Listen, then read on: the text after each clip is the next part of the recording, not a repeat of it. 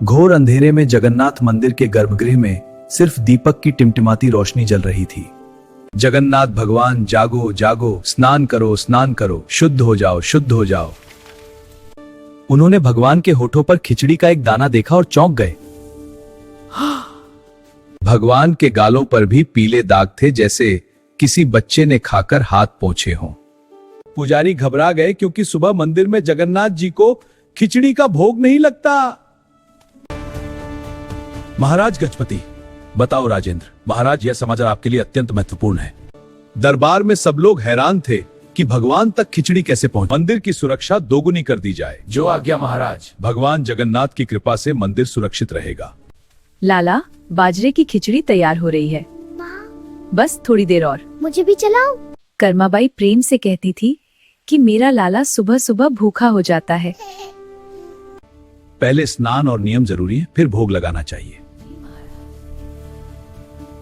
मैं दुखी हूँ लाला, लेकिन तुम्हारी चिंता मुझे सताए जा रही है। मेरे लाला कब आओगे? माँ, मुझे भूख लगी है।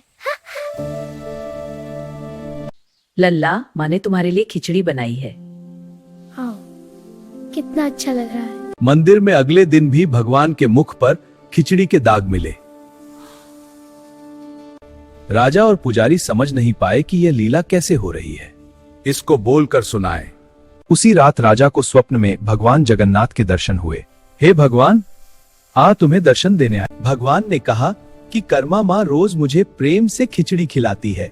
हाँ प्रभु, लेकिन नियमों के कारण अब मुझे देर से भोग मिलता है और मैं भूखा रह जाता हूँ। कर्मा नाम की महिला को पूरे राज्य में ढूंढो। राजा ने तुरंत कर्माबाई को ढूंढने का आदेश दिया। सैनिकों ने पूरे राज्य में कर्मा नाम की महिला ढूंढने लगे। खिचड़ी बन रही है, जल्दी तैयार हो जाएगी। राजमहल के सैनिक हैं। अरे, आप यहाँ कैसे?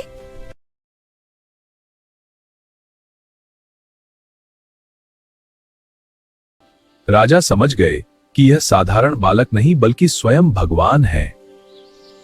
मुझे अपनी गलती का एहसास हुआ है, क्षमा करें कर्माबाई। समय बीतते बीतते कर्माबाई बहुत वृद्ध हो गई। एक दिन भगवान बालक रूप में कर्माबाई के पास आए और उनका हाथ पकड़ लिया। कर्माबाई, मैं तुम्हारे साथ है। माँ, अब मैं तुम्हें अपने साथ ले जाने आया हूँ। कर्माबाई मुस्कुराते हुए शांत होकर संसार छोड़ गई। उसी समय मंदिर में भगवान जगन्नाथ की मूर्ति की आंखों से आंसू बहने लगे। राजा ने स्वप्न में भगवान को रोते देखा, जो अपनी मां को याद कर रहे थे।